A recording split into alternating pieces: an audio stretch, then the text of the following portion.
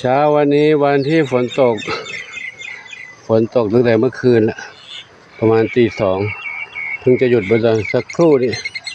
ก็ยังไม่หยุดดียังลงไปปล่อยอยู่นะเดินบิณฑบาตก็เฉะธรรมดาครับหน้าฝนไม่ใช่หน้าฝนแล้วหน้าหนาวแล้วแต่ฝนตกอย่างนี้เจนก็เอาไปเล่าหลวงปู่เหมือนกันแล้วฝนตกยังออกมาอยู่ลูกเปียกกันลูกนะเปียกแล้วออกมาทำไมมาทำไมเปียกฝนมาทำไมเปียกฝนไปฝนเปียกเร็วเดินทางไปโอ้คิดถึงหลวงปู่เราเล่าหลวงปู่เหรอเล่าหลวงปู่หลวงปู่จะมาไหมเนาะฝนตกมาไหมเนาะปู่ก็ห่วงเหมือนกันลูกปู่ก็ห่วงหนูเหมือนกันนะก็เลยร้องออกมาเนี่ยถ้าฝนตกหนักก็ไม่ออกมาแล้ว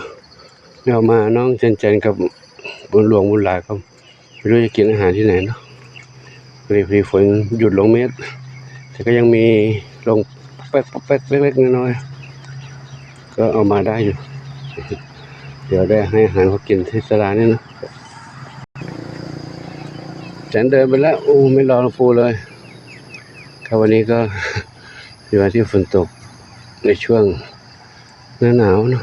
อากาศก็เลยเปลี่ยนแปลงปุ๊บปั๊บเดี๋ยวหนาวเดี๋ยวเย็นเดี๋ยวร้อนเดี๋ยวฝนเดี๋ยวเปียก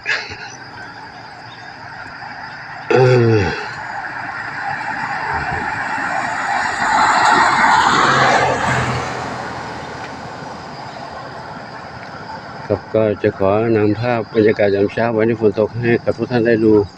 ได้ชมกันก็คงจะไม่ถ่ายยาวเท่าไหร่นะแฉะอยู่ก็ก่อนโมทนากับทุกท่านที่ได้รับดูรับชมนะรับทราบเรื่องราวต่างๆที่หลวงปู่ได้ถ่ายมาให้ดูในทุกโอกาสทุกคลิป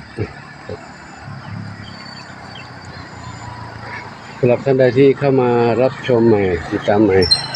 จะเห็นมีมาเพิ่มอยู่เข้ามาดูมีการดูการติดตามเพิ่มขึ้นมาก็ขอโมทนาสาธุ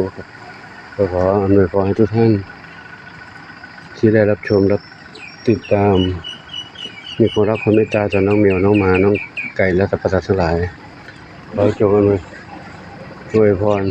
ให้ผลบุญทั้งหลายที่ทุกท่านได้มีจิตเมตตาขบุญส่วนนั้นจงอำนวยพรทุกท่าน